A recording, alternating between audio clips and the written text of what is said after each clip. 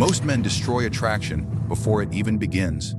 Not because they're unattractive, but because they talk like job applicants. Every question they ask gives away their power, turns the spark into an interview, and makes them look like they're seeking permission to exist. Today, we're going to fix that, and by the end, you'll know how to talk to any woman without ever giving up control. When you open your mouth, you set the rules of the game. From the first second of interaction, whether you realize it or not, you are either placing yourself in control of the frame or handing it to her. Most men walk into conversations with women thinking they must gather information, find common ground, her interest through polite questions.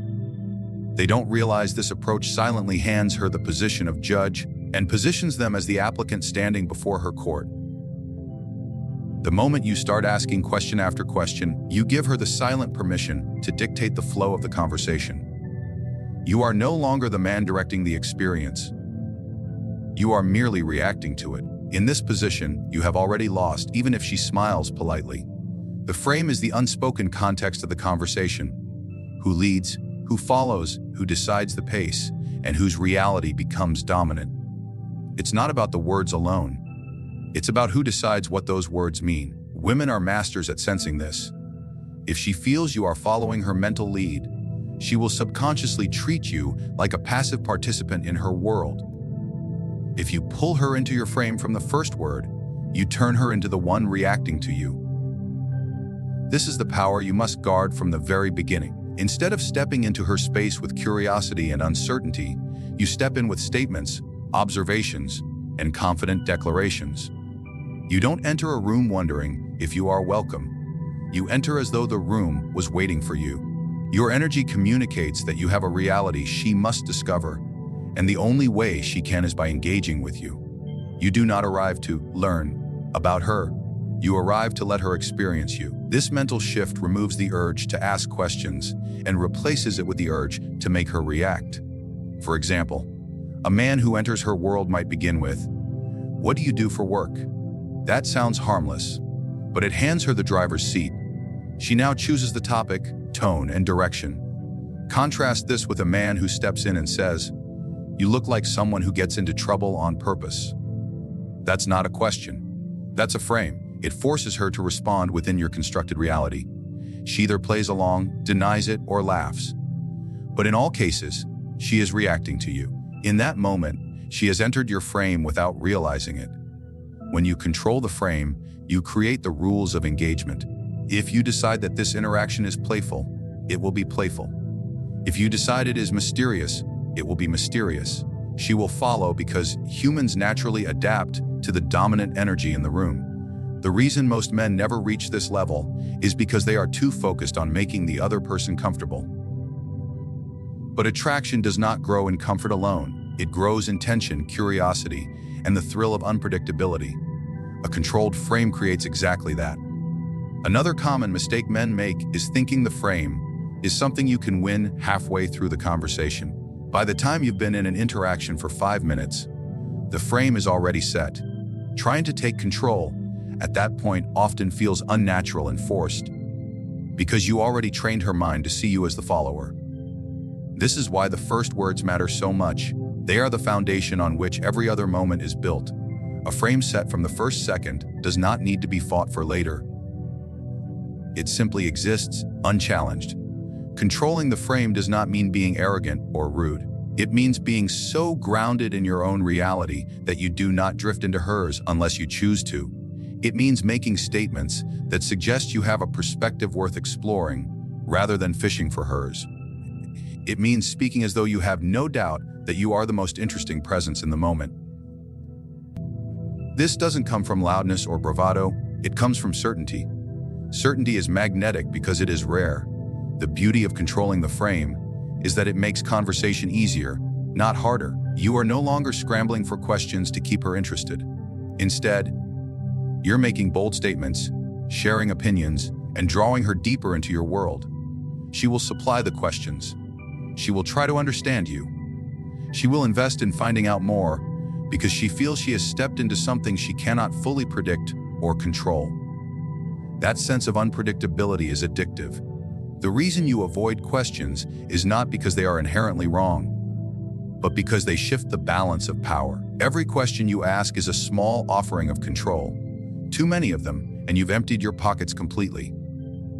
Statements, on the other hand, build a wall around your frame, making her choose to either step in or walk away. If she steps in, she's already accepted the unspoken rule that you are the one setting the tone. This is why from the very first word, you must speak like the author of the story, not the audience member asking for a summary. You are the one writing the chapter. She is the one reading along, reacting and wondering what the next page will reveal. That is the essence of pulling someone into your frame. They feel as if they are entering a world that operates by rules they don't yet fully understand, and they cannot resist staying to figure them out. Most men unknowingly approach conversations with women like they are guests waiting to be let inside. Every sentence they speak carries the silent question, is this okay? Am I allowed to say this? They disguise this insecurity with polite curiosity, layering question after question, hoping to keep the conversation alive.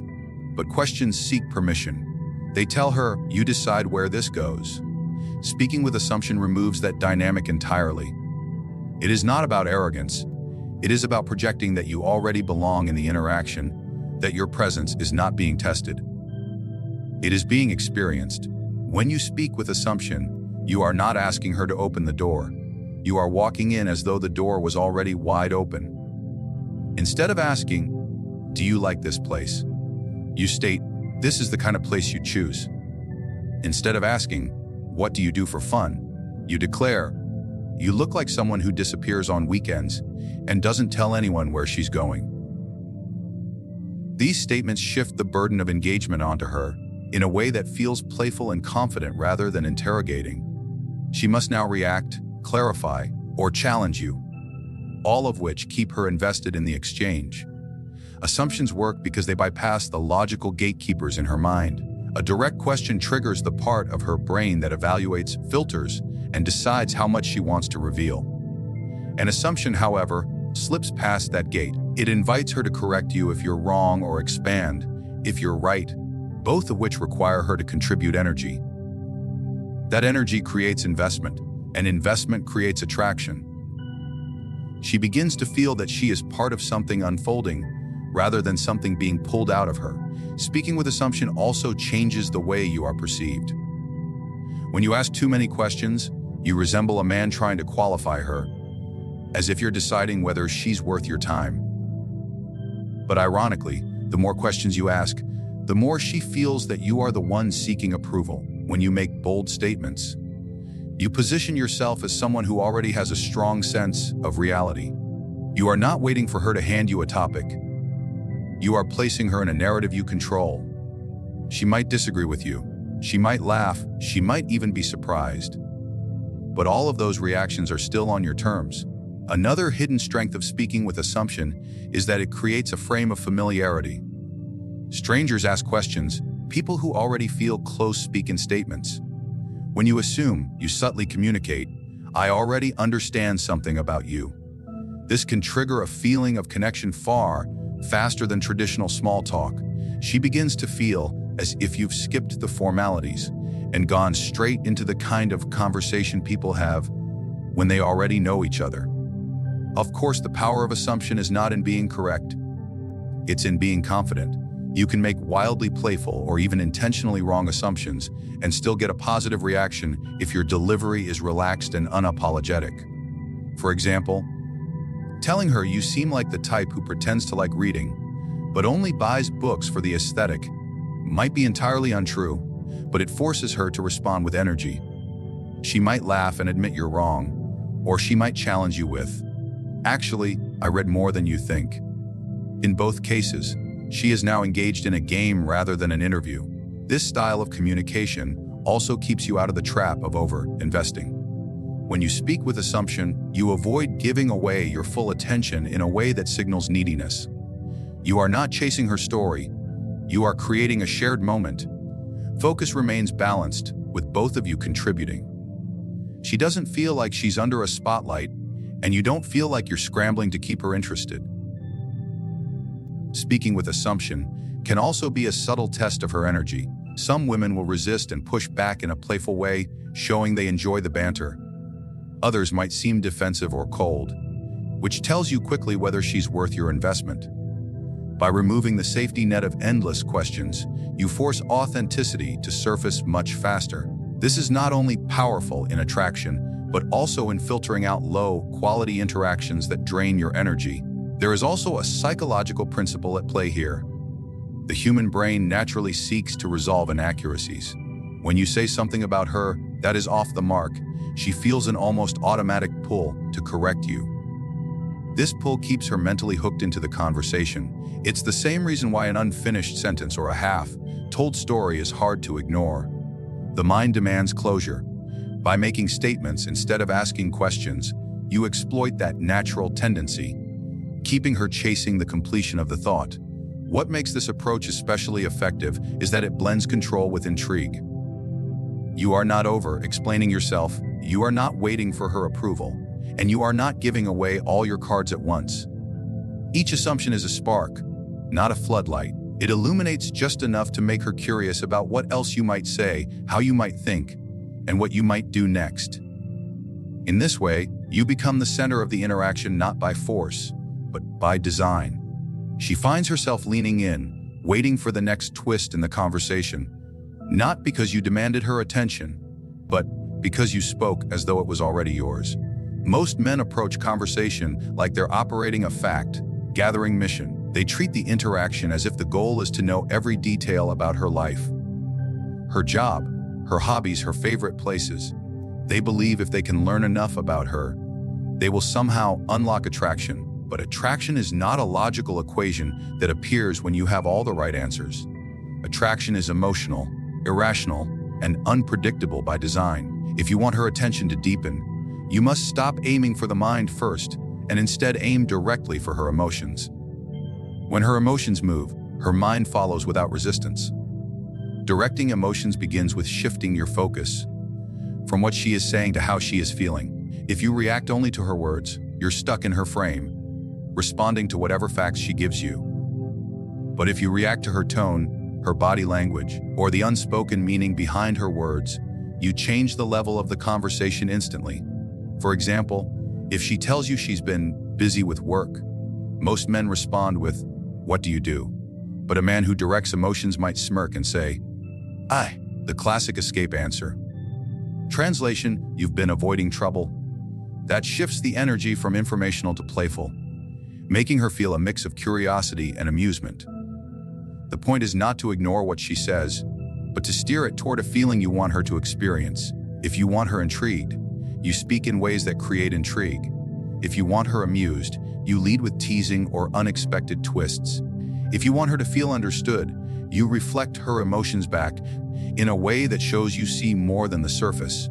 This is the difference between being a conversational follower and an emotional leader. When you direct emotions, you're essentially writing the emotional script of the interaction. You're choosing whether the scene feels mysterious, playful, intense, or challenging. This is why it's dangerous to overuse logical questions.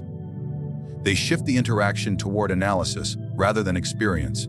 A conversation driven by analysis dies the moment there's nothing new to learn. A conversation driven by emotions can last indefinitely because emotions are limitless. One of the most effective ways to direct emotions is to use small stories. Even if they are only a sentence or two long, stories bypass the logical mind and go straight into imagery and feeling. For example, instead of saying, "I like adventurous people," you might say, "You give me the vibe of someone who would climb into a stranger's car just because it looked interesting." She might laugh, deny it, or admit you're right, but either way, she is feeling something in response. Those feelings attach to you as the source. Teasing is another powerful emotional tool, but it must be done with precision. The tease is not meant to insult. It's meant to playfully challenge her self-image. If she says she doesn't like to go out much, you might reply, "Sure, you're definitely the shy librarian type. You've probably never broken a rule in your life." This creates a spark of tension. Tension is one of the most magnetic emotional states in human interaction. When you can make someone feel that light push and pull. You keep them engaged far longer than if you simply nod along in agreement. Silence, too, is a way to direct emotions. When you control the pace and don't rush to fill every gap, you give her room to feel the weight of your presence. A well-timed pause after a bold statement can make her heart race in a way no rapid-fire questioning ever could. In that space, she's not just processing your words. She's processing the way you make her feel. The key is to remember that people don't remember every word you say, but they will remember how you made them feel. If you make her feel intrigued, challenged, and alive, she will associate you with those emotions. The next time she thinks of you, she won't recall the facts you learned about her. She'll recall the way her pulse quickened when you looked at her a certain way, or the way she laughed unexpectedly at something you said. That's the currency of attraction. Directing emotions also requires a certain detachment from outcome. You're not trying to manipulate her into liking you. You're creating an environment where feelings can thrive. If she responds with coldness or indifference, you don't chase her back into engagement. You let the lack of emotional energy speak for itself and redirect your focus elsewhere. This protects your own frame while ensuring that when emotions do spark, they are genuine and mutual. When you master this skill, you stop fearing awkward moments because you understand they are often the birthplace of the most intense emotions. You no longer cling to topics for safety. You allow the conversation to breathe, twist, and evolve. You begin to see each interaction not as a checklist of questions, but as a piece of art. With shifts in tone, bursts of energy, quiet moments, and unexpected turns. That's when you move from being a man she talks to into being an experience she remembers. In conversation, silence is one of the most misunderstood tools. Most men fear it like a vacuum, rushing to fill every pause with words, often defaulting to questions just to keep the air moving. They think that if the talking stops, interest will die. But in reality, silence, when handled with confidence, is one of the most powerful ways to build attraction. It creates tension, mystery, and the sense that you are not desperate to entertain or impress. A man who can hold silence without losing composure communicates that his value is not in constant performance. It's in presence. Mystery is born when not everything is explained. When you tell a story, you don't need to reveal every detail. You can leave gaps, let her imagine, and allow her curiosity to fill in the blanks. People are naturally drawn to what they don't fully understand. The mind craves completion, and when you hold something back, you become a puzzle worth solving. This is why over-sharing or talking endlessly about yourself destroys intrigue. It gives her no reason to wonder. Once she feels she has you fully figured out, her interest plateaus. But if there's always something slightly out of reach, she will keep coming back for more. The same principle applies in real-time conversation. If you answer every question directly, you give away the sense of depth. But if you answer with something playful, layered, or partially revealed, you keep her engaged without fully satisfying her curiosity. For example, if she asks, "What do you do?" you could respond with, "I do a lot of things, but the interesting ones aren't for small talk." That creates a spark. Now she wants to know more, and you've planted the seed of intrigue. Silence enhances this effect because it forces her to feel the weight of the moment. When you speak, you should speak with purpose. When you pause, you should feel intentional, not anxious. The difference is subtle but powerful. If you pause because you've run out of things to say, the energy collapses. If you pause because you're allowing the moment to breathe, the energy intensifies. The human mind fills silence with meaning. In the absence of words, she will start wondering what you're thinking, what you're feeling, and what you might say next. That wondering is what keeps her mentally invested. Holding silence is also a test. People who are uncomfortable with it will try to fill it as quickly as possible, often revealing more than they intended. By not rushing in, you create a subtle imbalance where she feels the urge to work for your attention, to keep your focus, to impress you. This reversal of effort flips the typical dynamic most men fall into. Instead of you chasing her interest, she starts chasing yours. Mystery also requires restraint in storytelling. You don't need to unload your entire history in one sitting. Share pieces, keep the deeper layers for later. Not because you're hiding anything, but because you understand the power of pacing. Think of it like a book. If the author revealed the ending in the first chapter, you'd have no reason to keep reading. In the same way, if you hand her your entire identity in the first meeting, there's no reason for her to dig deeper. Controlled silence pairs perfectly with this, because it gives the impression that there's more beneath the surface. A man who talks endlessly often comes across as trying to prove himself, while a man who speaks selectively seems to carry a depth that invites curiosity. It's not about speaking less just to seem mysterious. It's about ensuring that when you do speak, it's worth hearing. Every sentence should feel deliberate, every pause should feel intentional, and every revelation should feel earned. Another benefit of leaving space in conversation is that it allows her emotions to catch up with her thoughts. When you deliver a teasing line, make a bold statement, or share something unexpected, don't immediately rush to the next point. Let the moment sit. Give her time to react, to process, feel. Often, the emotional impact of what you say is amplified in the pause that follows. This is where attraction deepens, not in the rapid exchange of words, but in the charged moments between them. By mastering the art of keeping mystery and embracing silence, you stop signaling neediness.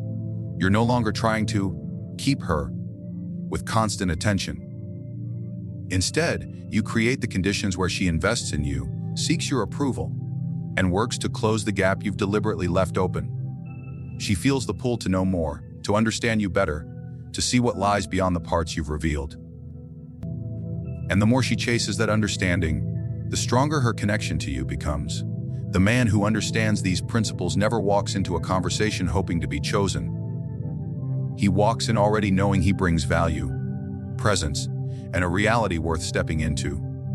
By controlling the frame from the very first word, speaking with assumption instead of seeking permission, directing emotions instead of collecting facts, and mastering the balance of mystery and silence, he moves far beyond the level of ordinary small talk. He becomes the author of the interaction, the one who shapes the tone, pace, and direction without ever chasing or pleading for attention. This isn't about playing a part or memorizing lines. It's about carrying yourself in a way that naturally commands engagement. When you speak as if you belong, lead with emotion, and guard your depth, you shift the dynamic entirely. You're no longer another man trying to win her approval.